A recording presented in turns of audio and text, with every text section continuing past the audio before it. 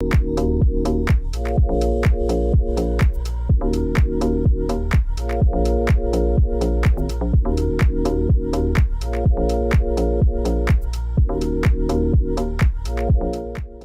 qui me passionne dans le métal, c'est prendre un matériau qui paraît comme ça pour les néophytes, très dur, très solide, presque intemporel, et la transformer presque en pâte à modeler en fait. Moi, ce qui me passionne, c'est le travail du bois en général. On fait des gros ouvrages comme des fois des plus petits, et le travail en hauteur. En charpente, on est souvent amené à être très très haut, et moi j'adore ça. Donc lier le travail du bois et la hauteur, ça me plaît beaucoup. De pouvoir faire perdurer la tradition, ce métier qui a été inventé par le fondateur, le créateur de la marque, voilà, de pouvoir perpétuer aussi loin que possible. Alors ce que j'aime dans mon métier, c'est le travail fini, le résultat qu'on obtient, une satisfaction, parce qu'on peut rester plusieurs heures sur une pièce. Le métier du verre d'abord, c'est moi il y a une certaine magie que je trouve dans la fonte du verre. C'est-à-dire qu'on part d'un matériau qui est froid, rigide, cassant, et en l'amenant en température, il devient rougeoyant, brillant, très malléable, un peu comme du chewing-gum ou comme du miel, et on peut en faire vraiment tout et n'importe quoi. Il y a une technique à apprendre, mais une fois qu'on a la technique, c'est l'imagination qui est la limite. Mon parcours, il est très erratique. J'ai eu un peu de mal à m'intégrer à la scolarité après le bac, à la fac, des choses comme ça, où j'étais laissé tout seul, et donc c'était assez compliqué.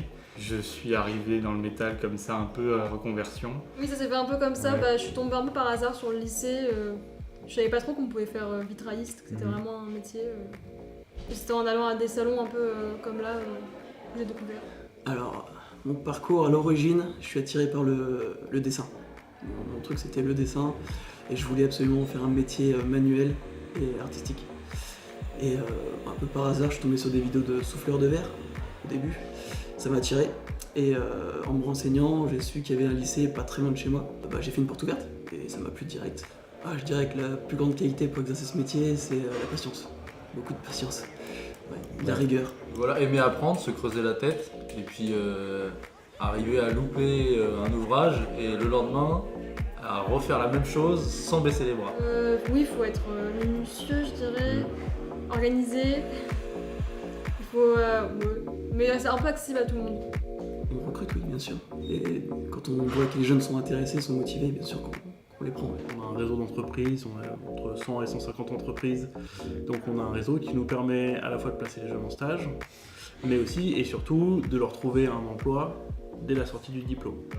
Pendant la formation, on a des stages en entreprise, et globalement, après, je peux finir directement dans le marché du travail sans problème. Ouais. Convaincre un jeune, je lui dirais si déjà il aime le dessin, qu'il aime l'art, le fait main, je lui dirais de foncer tout simplement, pas hésiter, d'essayer, il faut essayer.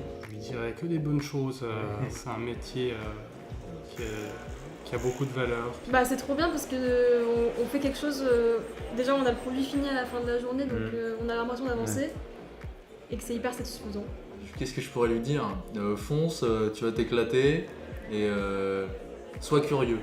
Mais il faut qu'ils tapent aux portes des artisans, des entreprises qui recherchent, ou tout simplement qui contactent le lycée. S'il est en 4e ou en 3e, on va pouvoir le faire un mini-stage. Donc il va venir une après-midi ou une matinée, et on va le mettre au chalumeau, il va essayer. Voilà, c'est un métier de passion, et donc il faut qu'il ait envie.